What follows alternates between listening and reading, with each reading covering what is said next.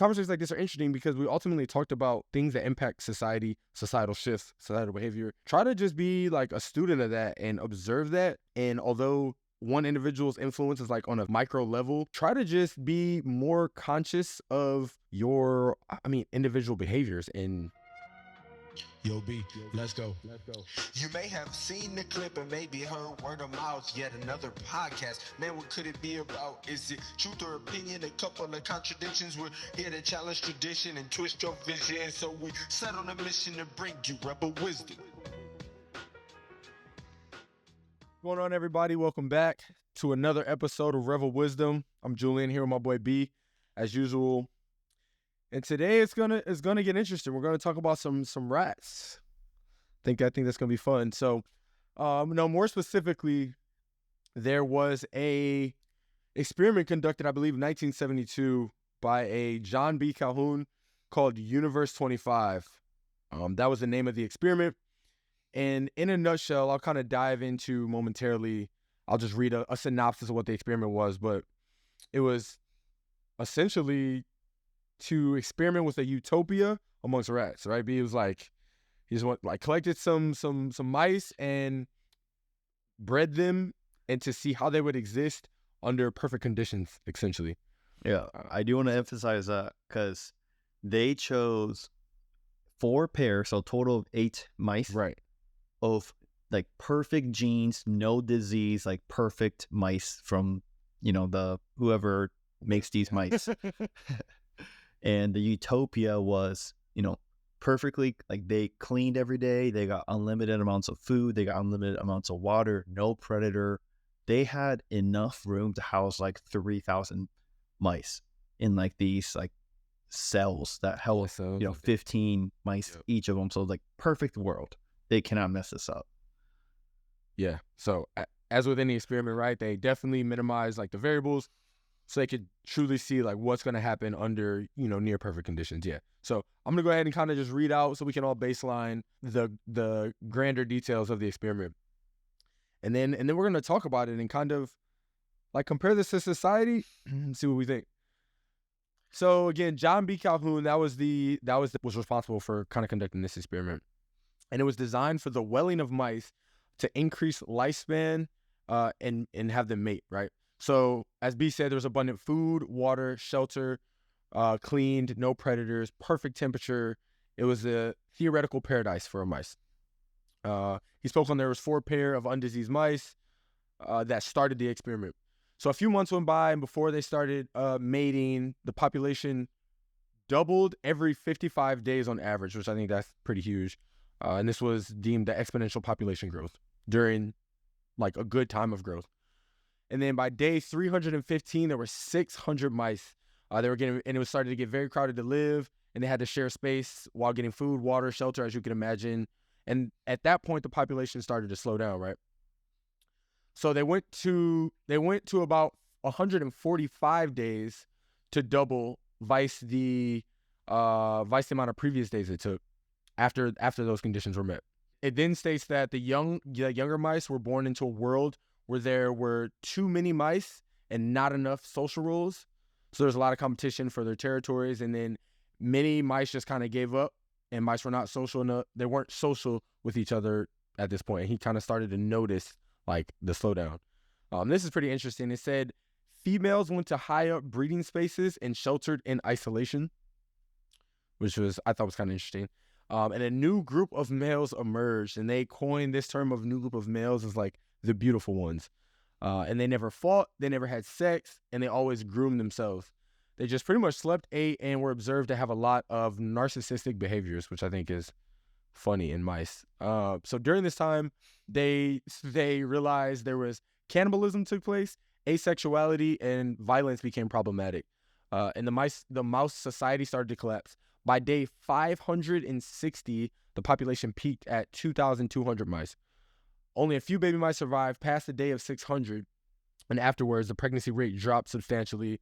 There were a few pregnancies resulted in 0% survival rate for baby mice. Furthermore, there were only a few types of mice after that could reproduce like the beautiful ones, and the females that went to isolation, but literally didn't have enough social ability to like reproduce, which is crazy. Let's see. So at day 920 was the last conception, and the last mice from the colony died 4 years and 10 months after day 1 of the experiment. At that point, John Calhoun observed 2 types of deaths. He said there was physical death, and then there was like an emotional or spiritual form of social conditions that resulted in death.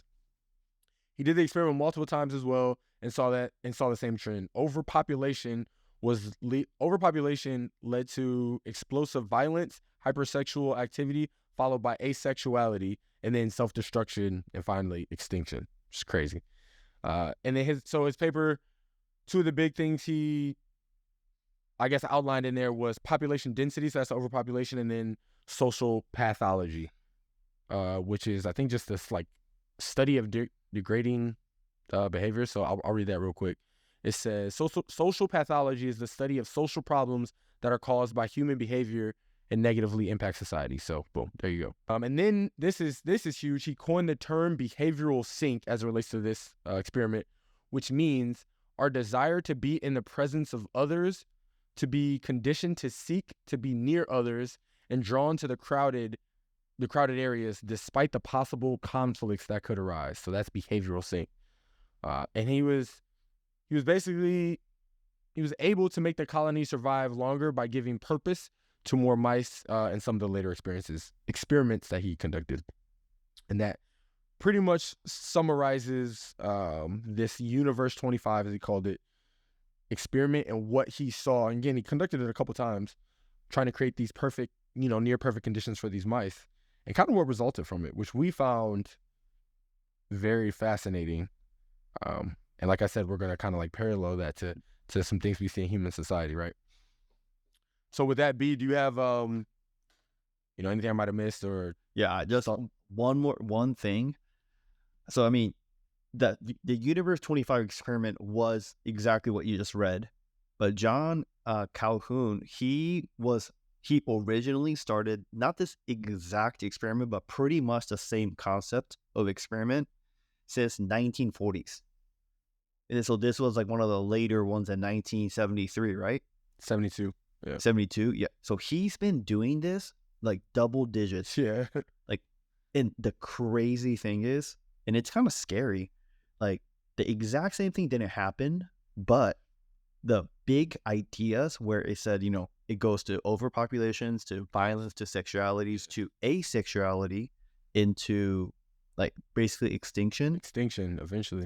Those like steps were exactly identical in every single experiment that he did, which is scary.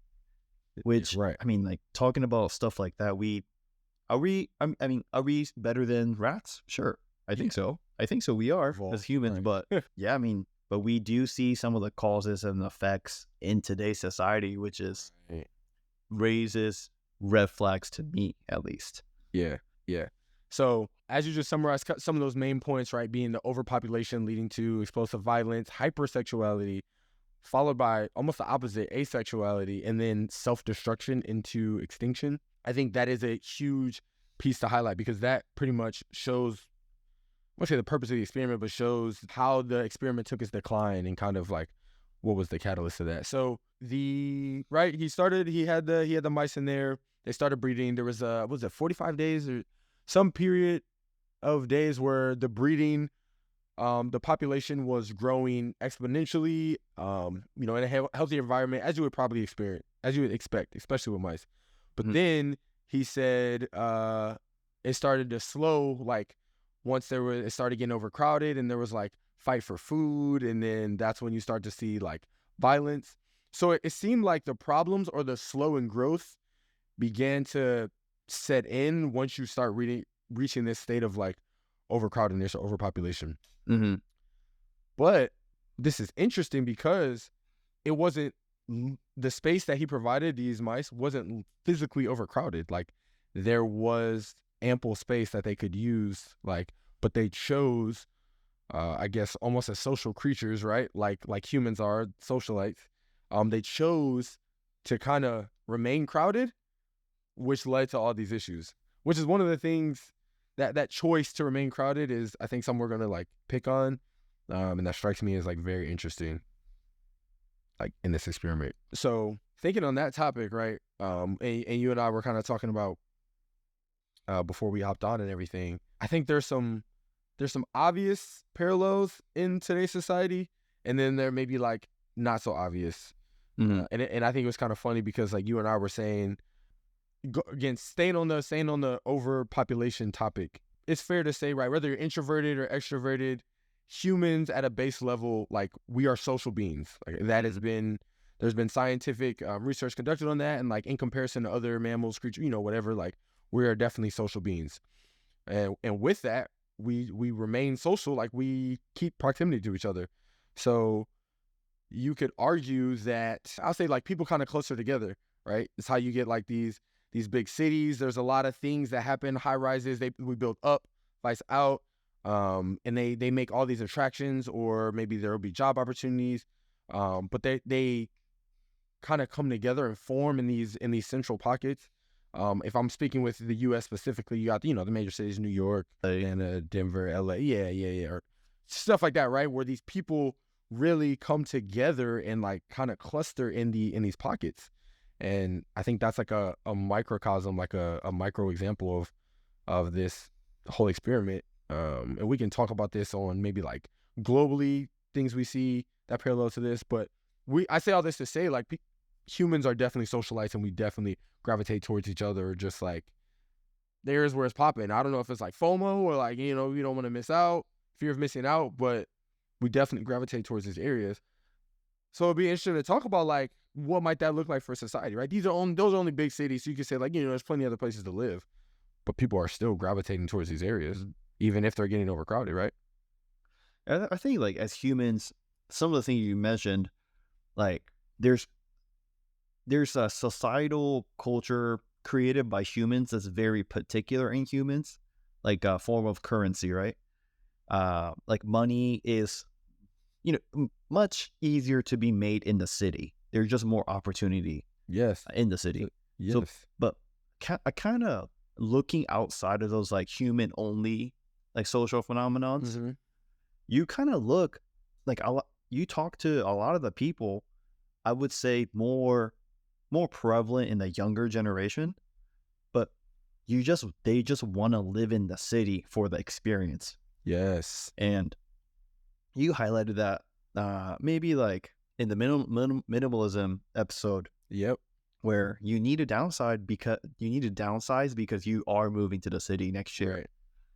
And part of the reasons, right, you're like, dude, you get to express yourself, like you're going to be around all the culture that, like a big city, that particular city's going to bring in.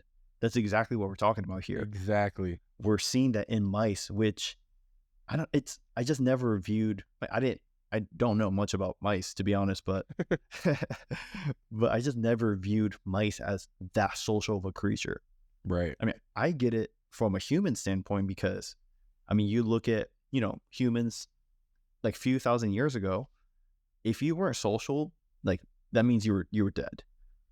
So you have to be social. Like it's ingrained in our DNA, and we're still, seeing that today. And I mean, why? From a utility standpoint, it would make sense to move out. Like in today's world, like I'm talking about U.S., like first world country. Yes.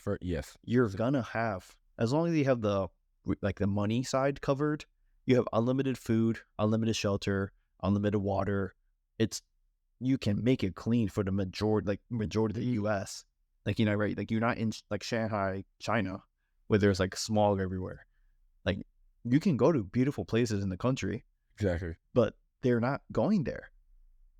So that kind of speaks to, it's kind of crazy how our behaviorally speaking, human and mice is pretty well connected, more than I would imagine, to be honest. Yes. I'm glad you brought up, you took it back, which I'm a fan of, back in like time specifically, and saying like how we've always been social creatures, right? Historically, we'd have to band together for survival reasons, whether that's like tribes for protection, hunting, gathering, things of that nature. So now you got me thinking like it's the evolution of social behavior. So it's like we became social out of necessity, now all the reason I can't say all. I don't know what the human thought processes was back then, but like most of the reasons we came together socially that I can like predict are now like not needed. Like you said, you can move out, you can live on a plot of land, you can be far out, you can get groceries you can have a farm and kind of, do your own thing. You can have water. These things are available. And in first world countries, in our case, again, like you said, if you have the minimal monetary means, often abundant. So it's like, why do we continue to be these hyper social creatures? And I think it's shifted from a necessity to a just, I don't want to say fun. That seems like but like it went from a need maybe to a want, because you want to be in the mix. I mean, sure, you want better job opportunities. You want to meet somebody in the dating scene. You want to go out, right? But it's like, at what cost, I guess. You look at this experiment with mice. They were we were just reading the notes.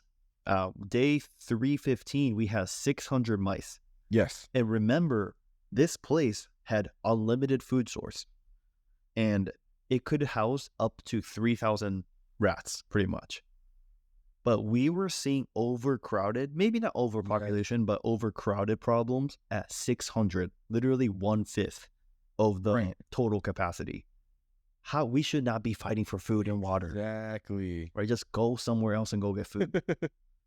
But then, I mean, food and water might not directly correspond to, the countries, the first world countries here today, but I'm thinking the populated, overcrowded areas like New York City, LA is a really good one. Mm-hmm. And you look at those cities, like it's very hard to build out. So like naturally you're going to build up, right? Like you're talking about. But look at the rent in those places. It's literally getting hard to survive out there. Yes. Like I don't know the exact numbers, but I always saw the documentaries of like NYC, like a 300 square foot apartment for like $30,000. Yeah, I'll see like a TikTok of a dude in a cabinet, like, yeah, I'm like paying my New York rent, and it's like he can't even move. Yeah, dude, Japan's known for like everything being small, and Japan looks like it's luxury compared to these like micro apartments. Yeah, I was like, so I think that's like the closest way we can relate in, human side of things, and you cannot brush that off. You cannot just say, "Oh, that's totally different." Like these are real, and very similar to what we observed in our little creature friends. Yeah, dude, that's a great point. Like the rent in these high areas, and people are like, "Oh, it's like crazy out here." But then that begs the question, like why not move? Why do you think that because you could have a job, right? And I know you can't just like wake up and be like, "Oh, I'm moving tomorrow for a job," but you can figure something out job wise, right? Like whether it takes time or not. I'm trying to think of I'm a military brat. My dad was a career Navy. Yep. And I moved around multiple times in my life. I even joined the Navy myself, and I moved around a few times. And now, I settled in Phoenix, which I literally never been before. Thank you for your service, sir. Thank you, sir.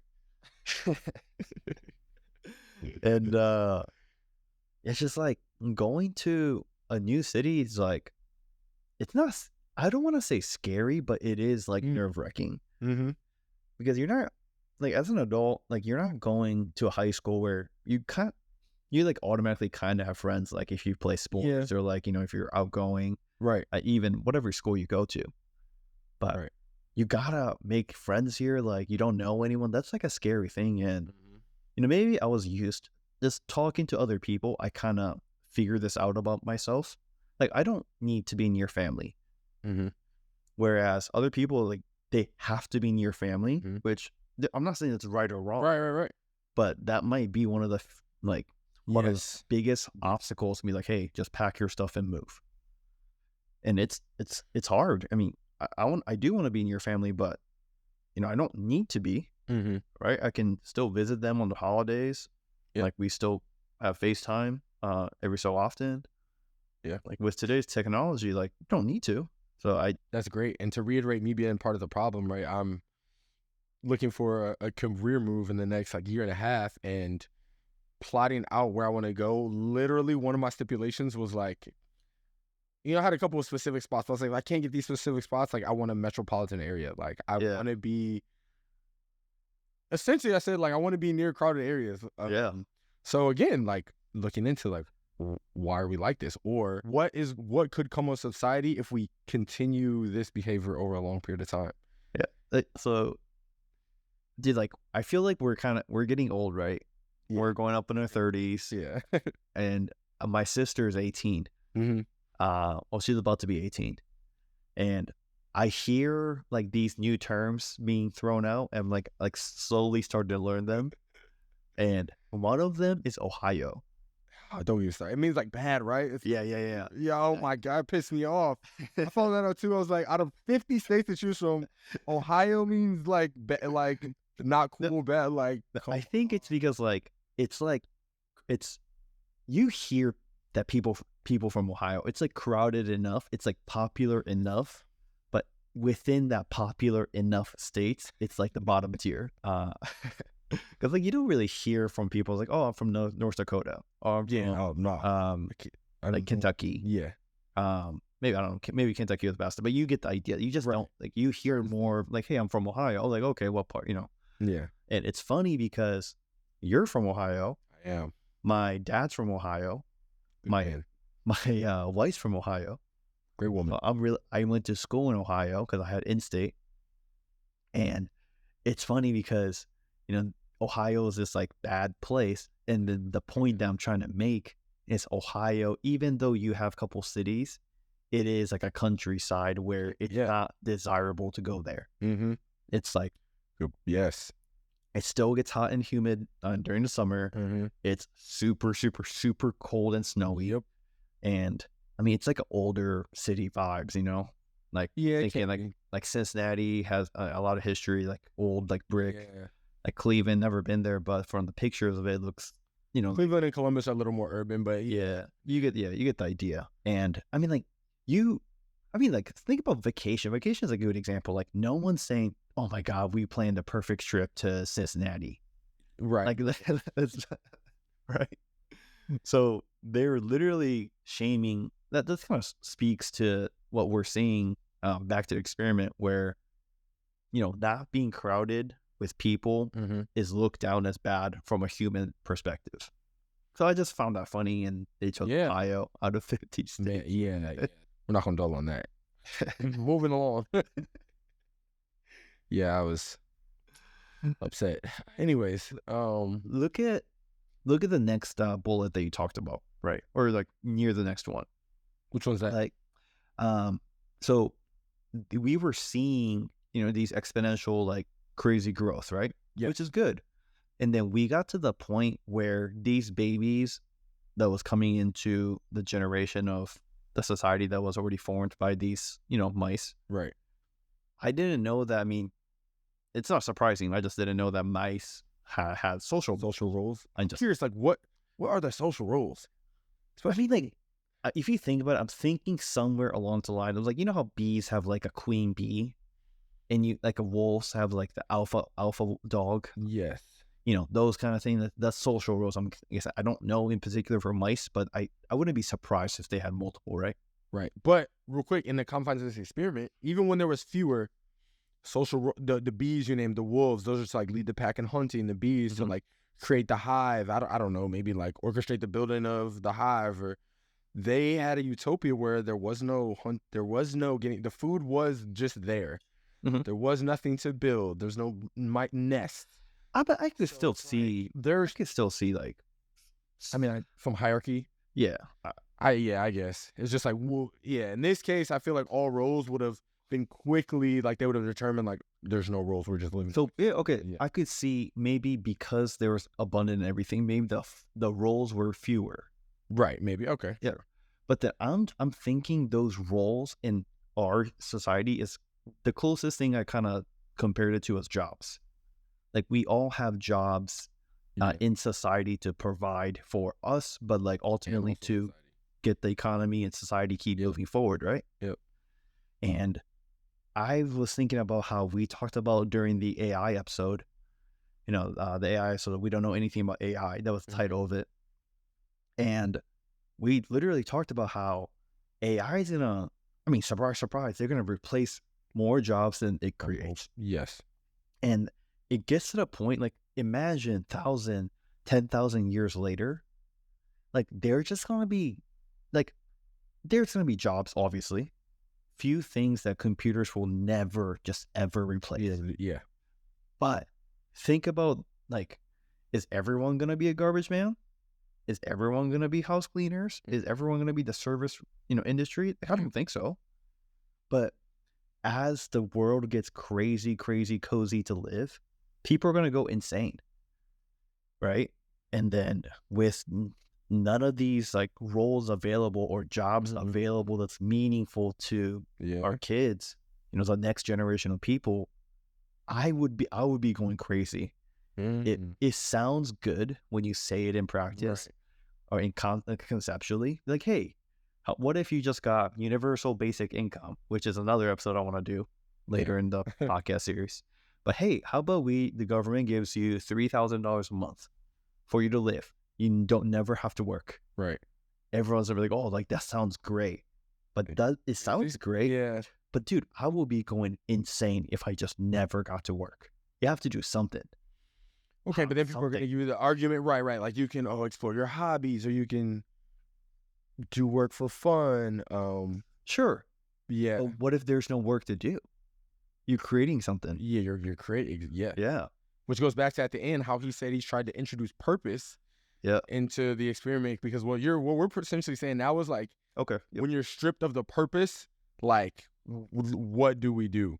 And that kind of drives that insanity, which leads to the demise of what we're talking about. Yeah. You gotta read. I know you haven't, because I asked you multiple times. The Man's Search for Meaning. Yeah. By Viktor Frankl. And it's a nonfiction, so like I don't think I'll be spoiling it per se. Okay.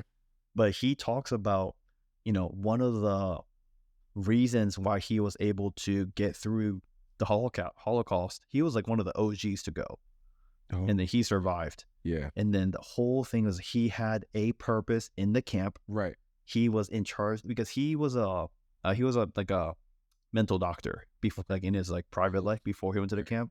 So he like sought out purpose in the camp to help out others in the camp, which helped him like have a duty and survive. And perfect. He had purpose to reunite with his wife, which I said before, it was so sad because in the book, it talks about how he was waiting to unite with his like wife. He always saw her in her dreams, like in his hallucinations. Right. And then she was one of those people that was like, hey, you go to the right. And the right was like the death, the toxic gas, like immediate death. He didn't know that. That's so sad. But the human race, like we thrive on purpose or with purpose. On purpose. The purpose too. Yeah. But I think it's like cool. Like I kind of knew that, but then just like seeing these scenarios replicated into other living, things. Right. And you see those experiences, like they kind of like a aha, not an aha, but like kind of just makes it like resonate more. Yeah, absolutely. Definitely. I want to keep going on this roles, Pete, like societal roles. So I think you're on it. Have you? Oh man, like I don't know. Have you read a lot of like psychology books?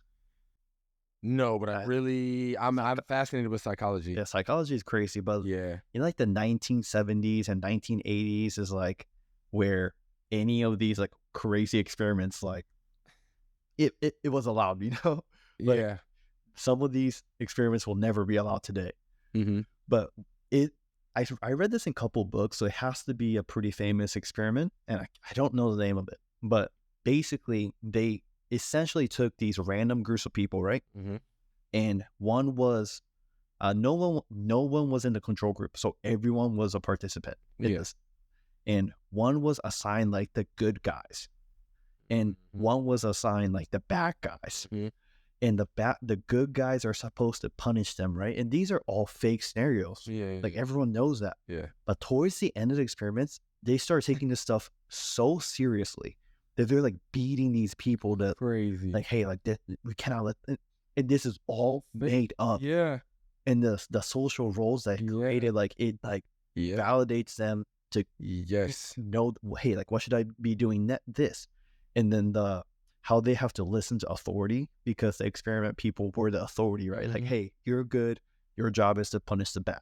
And yeah, it's fascinating. I don't think I heard that. It is so fascinating. Yeah, I mean, I've heard of all kind of, just social experiments that are related to psychology or whatever. But yeah, now that's a good one for what we're talking about, because again, that like shows how like people's overall behaviors, like on a deeper level, not necessarily like somebody just picking up something with your right hand or picking up something with your left, but like actually imposing like ill will on another human. Like that's crazy to think about. Yeah, within that though, you talked about like they were assigned roles and whatever. So again, in the sense of this overpopulation leading to the erosion of roles, I think is huge, because it's tying in everything we're saying. When you lose that role, you lose a sense of purpose. So I want to take one thing you brought up, right? The AI, or just if we make up some like futuristic concept, as we all know, there's some crazy stuff every day unveiling with AI home robots. There's that's being like played with. There's like prototypes of like home robots that are like humanoids, right? Made like humans, help around the house, all this stuff, right? If we extrapolate that and we like look into the future, like let's just take a general traditional like man's role to like provide, protect. You said like, what if the government gives everybody a set money to make it even? Okay, your providing role kind of goes away. Let's say every house, all the futuristic houses are built similar. There's automated protection systems. When you leave, the doors automatically lock. When you go at night, everything's automated. You have a humanoid robot at home that'll protect you 24, whatever. The historical sense of a man to protect, let's say that goes away.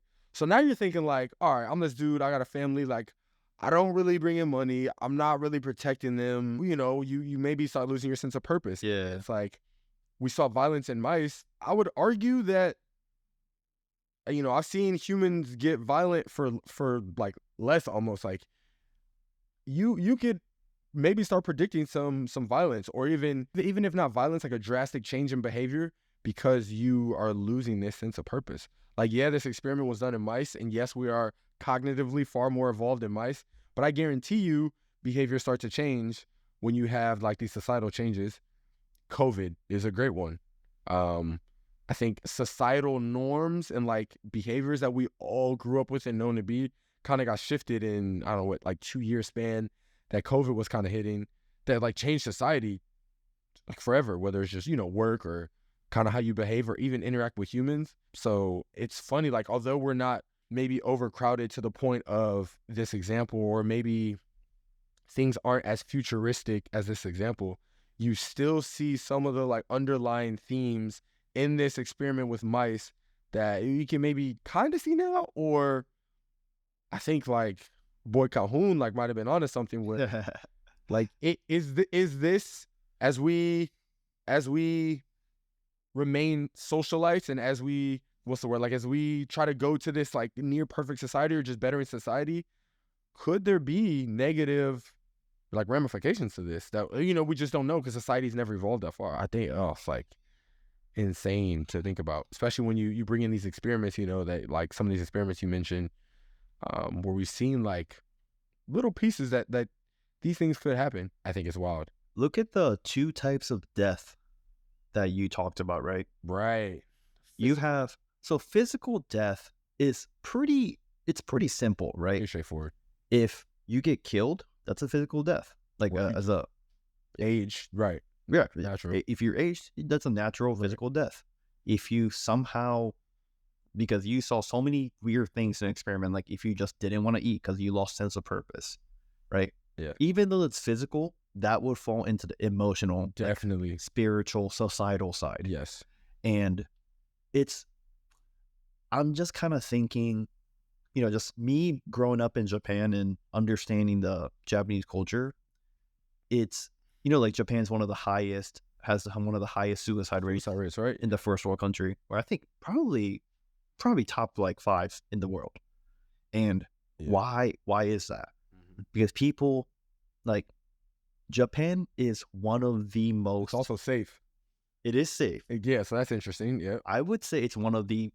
It's definitely closest to utopia. It is safe. You got a bunch of cost of things very cheap over there, unless you're in Tokyo, and you got a whole bunch of highly populated area. Right?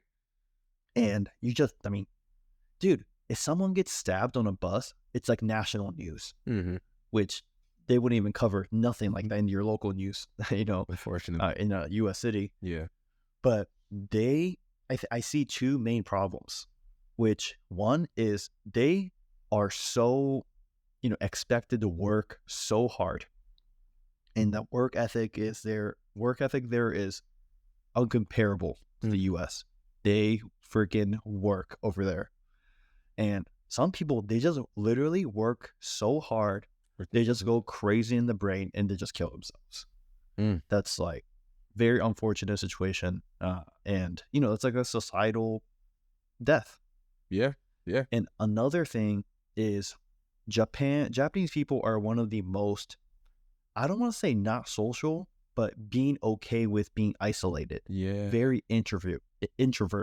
Right? And with that being said, there's so many people that are okay with just being friends with anime characters. I'm not saying that's nothing wrong with. I'm not saying that's wrong, but I don't think that's healthy. Right. Yeah. And when those things start becoming your life, I could see where they kind of think like, hey, no one cares about me. Like they realize, hey, like I'm only friends with these like 2D characters, and then they kind of get depressed and they kill themselves. And that's another, I think those are the two big examples when I first heard about this experiment and kind of read into it that kind of came up in my mind. And look at even on the U.S. side, there's so many like teen suicides on the rise because they just like socially they don't think that they belong.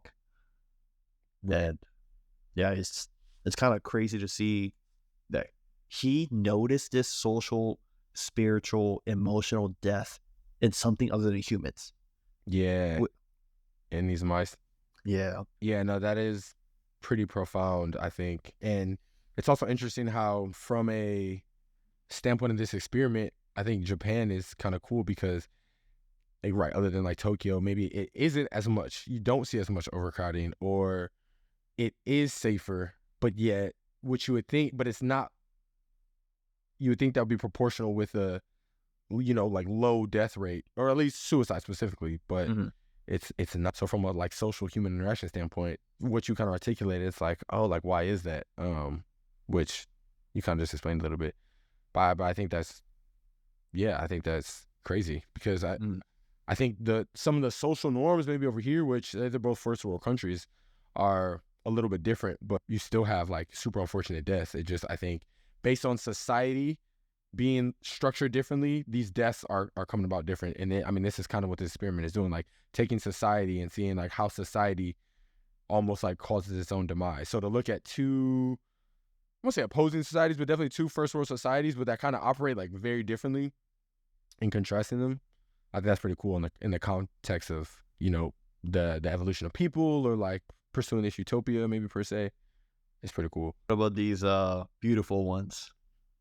Yeah, so how I interpreted the beautiful ones, right? So let's see where I want to recap where he said it to talk about that.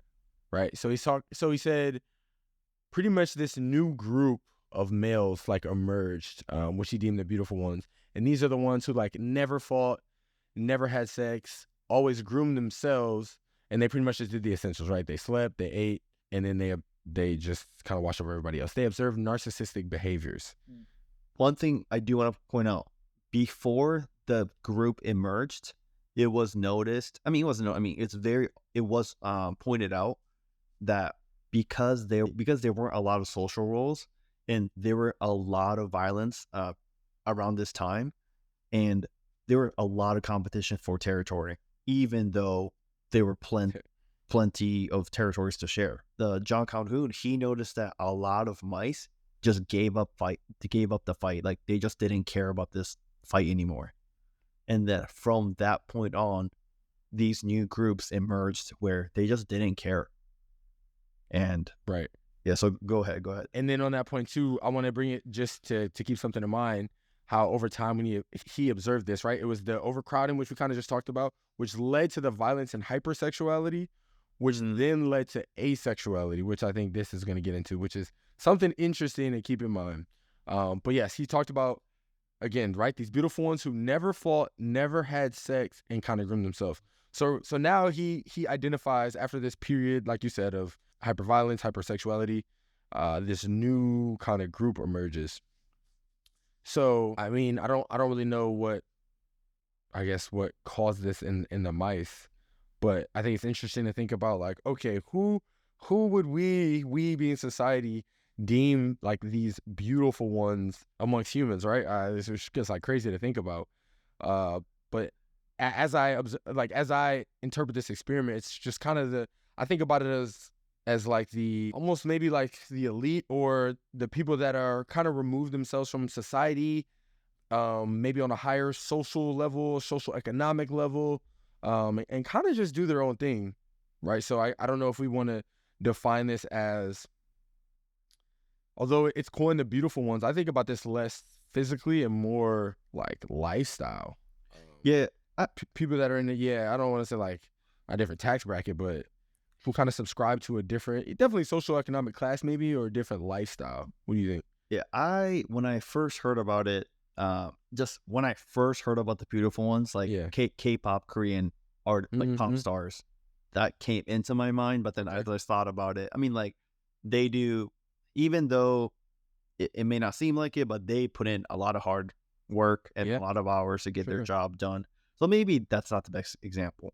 But then as I thought about it, I think the best groups of people to relate it to, and everyone knows these people, that's, I want to say, kids of the wealthy parents that kind of had everything handed to them. I would privileged, yeah, that didn't accomplish anything themselves because they might be kids, right? Like in high school, you know, you definitely had people they had very wealthy parents, and because you're in high school, like you just didn't have opportunity to accomplish anything, to be honest, just in school, anything major. But then they're so like cocky about, and they think that they're so much better than everyone because their parents were like these mighty people. So that's where kind of what my mind went to. But also as an adult, and just like, you know, seeing more people that's I'm not friends with, like at the workplace. I'm not friends with everyone, but I kind of observe people's behaviors. I definitely see people that literally, they don't care about dating. Like they're totally okay being single. They just do a very average job at the work, and they just eat, sleep, like they say. And then they just kind of go with the flow with life. They don't really have like a real purpose, but somehow they think they're so much better than other people. I know a lot of people like that. And that's what I'm seeing. Maybe in today's like human culture today, it's not as prevalent, or it's not as obvious as the beautiful ones they experienced in, you know, the experiment. But I could see traces of these, you know, these characteristics in people today. Right. And I don't think it's going to be a perfect one-to-one like correlation. We saw this in experiment. There are humans that do the same thing, but you know, that's why we're talking about it, to kind of parallel and see like, hey, can we draw any similarities from this experiment out? So you talked about your interpretation seemed like it was geared towards maybe a younger environment, that are a younger category, I guess, that are, again, the offspring, the kids, the children of these more wealthy, that take like their status, but it's just through, they didn't earn their status. It's just born into the status, rather. But then you said you see people at work, which will be, I guess, I feel like a generation older. So you still see it in like some of our peers, but you're also seeing it in younger, maybe generations too. Is that kind of what you're saying? Yeah. Yeah. I mean, and then maybe the second group I mentioned, they may be more prevalent, at least in Japan, because there's a lot of people. They're like, they just do not care if they're married or having a girlfriend, or you know, or a boyfriend if you're a girl. But like I've always wanted to get married and I always wanted to have a girlfriend. Okay. And So, right? yeah. But here's an interesting thing, though, because marriage is really just a social construct. Like, you could have a partner for life, not be married, not be just. So, are you saying like fundamentally, like they don't care if they have a partner for life, Yeah. or right, they right. don't? Okay, Yeah, so that not- okay.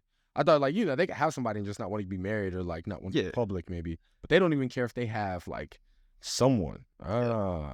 Which does speak to almost like the asexuality piece, or if we go to humans, a more fluid sexuality. So like again, right, historically, there's been, or at least like that we know of publicly, there's been heterosexual males that try to mate, court, date, marry, whatever you want to call it, females, and then heterosexual females, right, that want to do the same with males. But again, we're talking about the evolution of society, especially socially, and I don't, forgive me if I misuse any terms. I know gender, like you're assigned your gender at birth, right? But sexuality now, I'm gonna say it's a social construct, but it's more fluid in the sense that the emotions have evolved. Society has evolved to the point where we don't subscribe to these traditional heterosexual males with males are with females. And now in the experiment, he observed asexuality. But again, right, we're not mice, so the correlation can be different. So maybe we're not seeing asexuality, which you said maybe in Japan, but taking it back to the U.S., we're just seeing like varied sexuality, where you have, pansexual, homosexual, and all the other sexuals that exist. So like, I think that is interesting to look at, and then, that's going to change society. Whether you're for it or against it, like that is going to change the scope of society and how society progresses and how society operates. Yeah. I think I didn't write it down in the notes here, but in the multiple articles that talked about this research, it went around the time where population started going down, because of these phenomenons that maybe the better way to put it was like when there was overpopulation. Yeah. And then these new baby mice came into the world and they just didn't care as much because, right?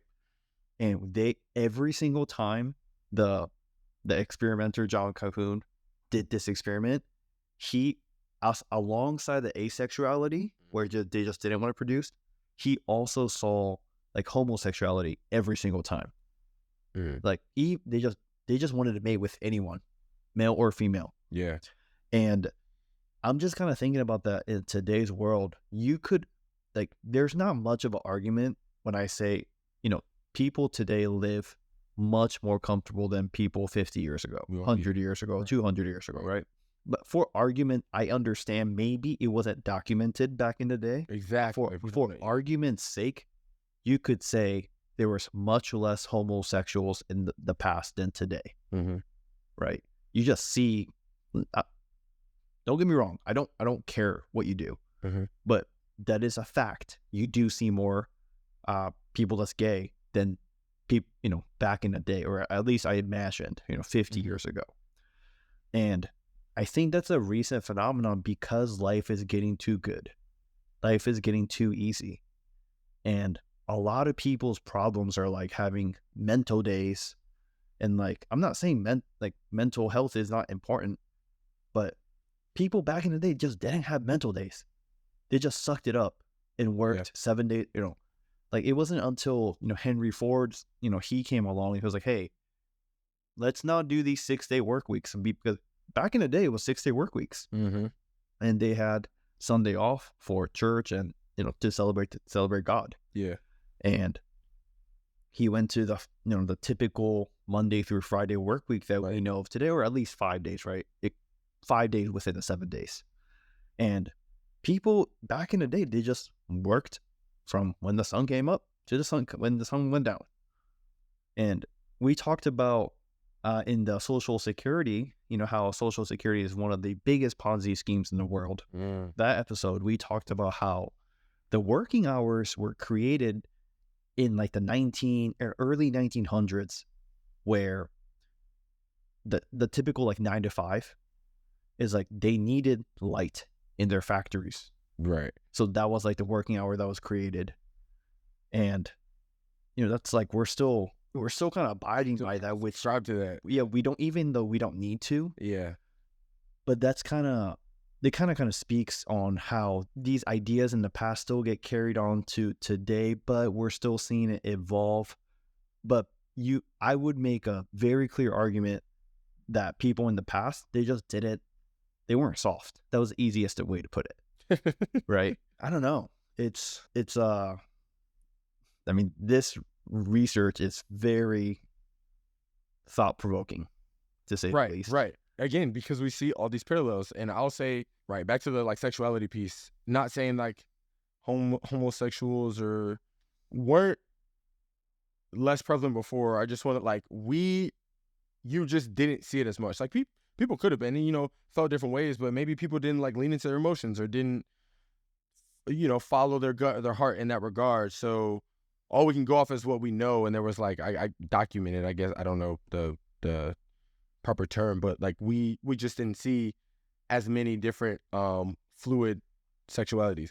Now, regardless what we believe, because I'm a supporter of humans and just like human happiness, but for the sake of this argument, right, there is a correlation of like some level of population control and then some varying difference in sexual activity that, you know, that like parallels this experiment, which again is kind of to what you're saying is so thought-provoking. So now when you look at that and just try to predict, like, okay, obviously we don't operate as mice. We're different emotionally. We're different intellectually.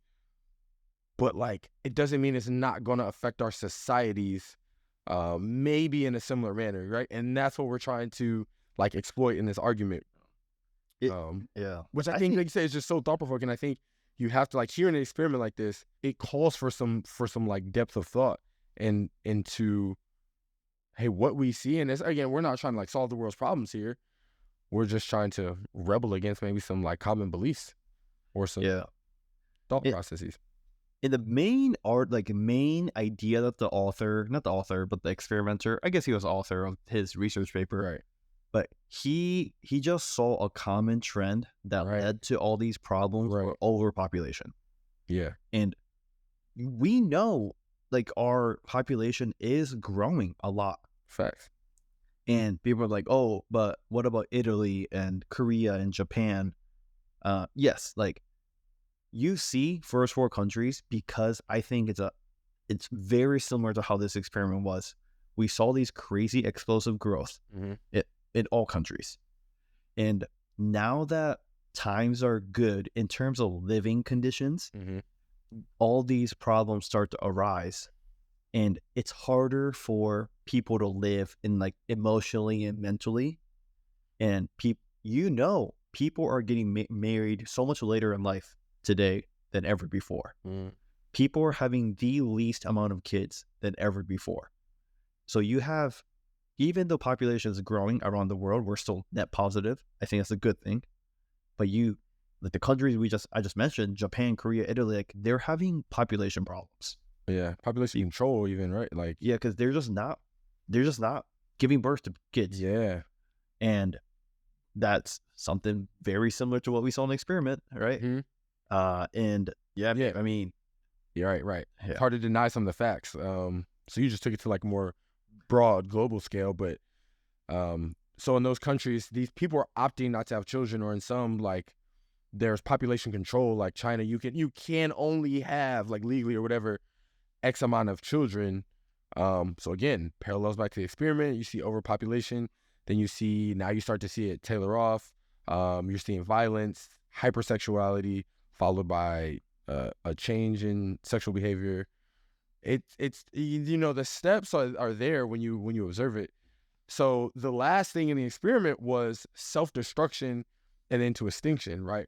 Pretty grand assumption, saying that we're going to be like our own demise. And obviously we're far more capable than mice, but we're more capable both to think, but we also have other ways that are capable of like self-destruction, talking about like human race or human on human crime. So again, it's interesting to see. I think we can all agree that there's some element of human on human violence. I think self-destruction definitely exists. Now, personally, do I think we're going to, cause our own extinction? No. But like, how far is this going to go? And looking at these things that was identified in this experiment and taking it to human life, like, what can we control, or like, like what should be done different? That these mice that are far less cognitive creatures like aren't doing. So we talked about the overpopulation and how they chose to just stay compact when they had the physical space to move out. When you see that, like in humans, like we can move. Like there's available land. I'm sure you need resources, you need money, and you need the ability, like there's certain terrain, whatever. But like in theory, there's at the root of the problem is the overpopulation, right? There is space to combat that. I mean, maybe it's happening, I don't know, but like not necessarily that I see. I know for a fact people try to remain, like, go where there are other people, self included, and these are just some hypotheses of like, how could this affect society? Yeah, it's crazy. It is crazy. It is very crazy, and I mean, I definitely agree with you. I think humans are. We are much smarter than rats, I think. Fingers crossed. But but I think the main, strengths that humans have is we're self-aware. Like we are able to take this information and analyze it and see, oh, like, hey, we may be observing the same things, and kind of bringing it back into a world.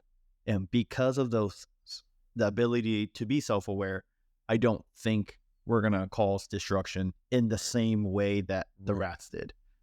Now, I mean, physically, that might be a different story, because depending on few people, we could literally destroy the earth with nuclear weapons and stuff. We have the capability. We have the capability. So what do I think that's going to happen? I don't think so. I think humans will, I think we're here to stay on Earth for a while.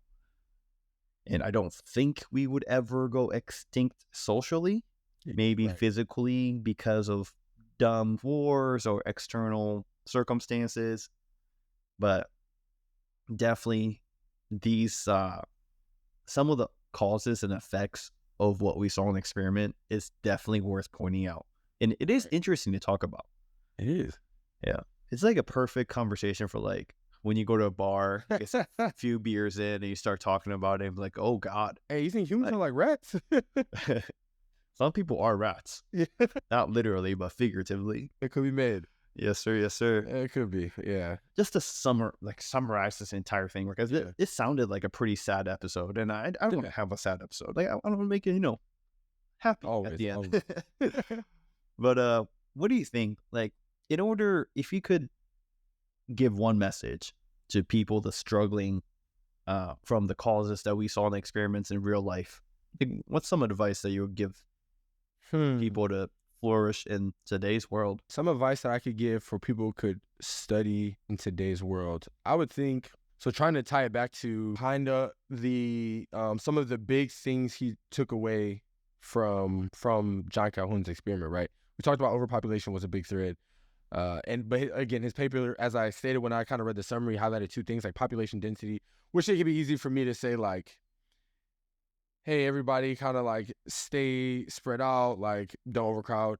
But then the other thing was social pathology, which was like damaging human behaviors. And it's hard to make a broad statement that covers like all of the human psyche and every variant of all the humans and stuff. But I would say something as far as just promote awareness of society, like societal status currently, both personally, like how you're contributing, how you're navigating society, but also from a more grand perspective and like what you as an individual can less control. Like, look at conversations like this are interesting because we ultimately talked about things that impact society, societal shifts, societal behavior.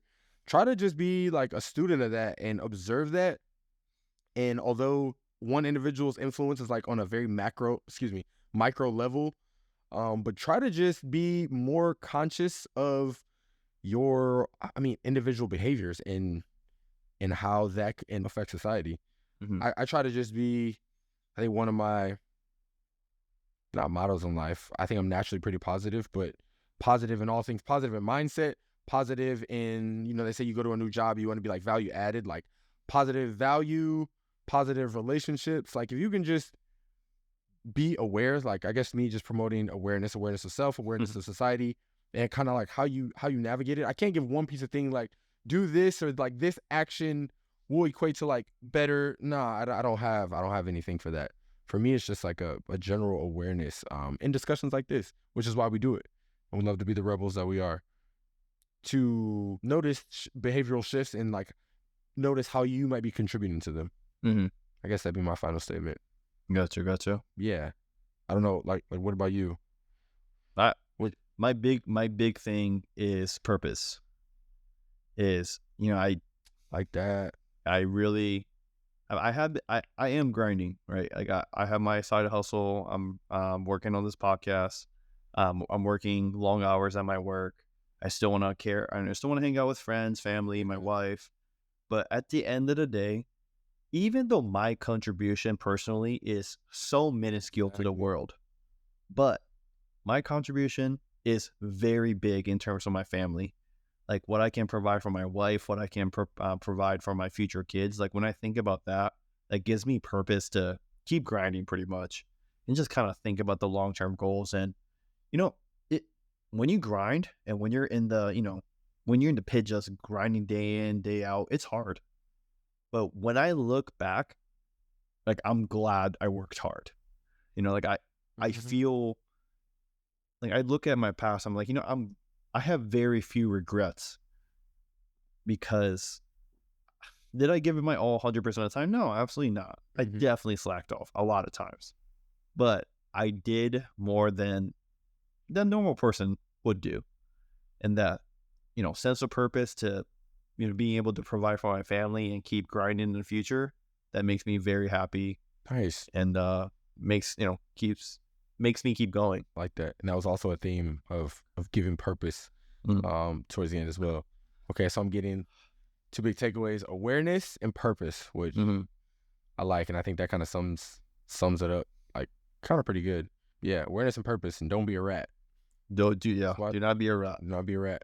The rat race. Man, I could make so many cliche sayings off that, but we'll leave it at that. That's the Universe 25 experiment kind of dissected by us. Again, that was John Calhoun. B, you got any final thoughts? No, I mean, it is kind of crazy to correlate human behaviors with rats experiment like in this utopia, but it is scary to see some similarities. Maybe it's a coincidence, maybe it's not. That's something to think about, something to talk about. There's been experiments all types with animals, whether it's medical advances for vaccines, behavioral. So it's not the first time, it won't be the last. Nonetheless, it's still a wild thought. But cool.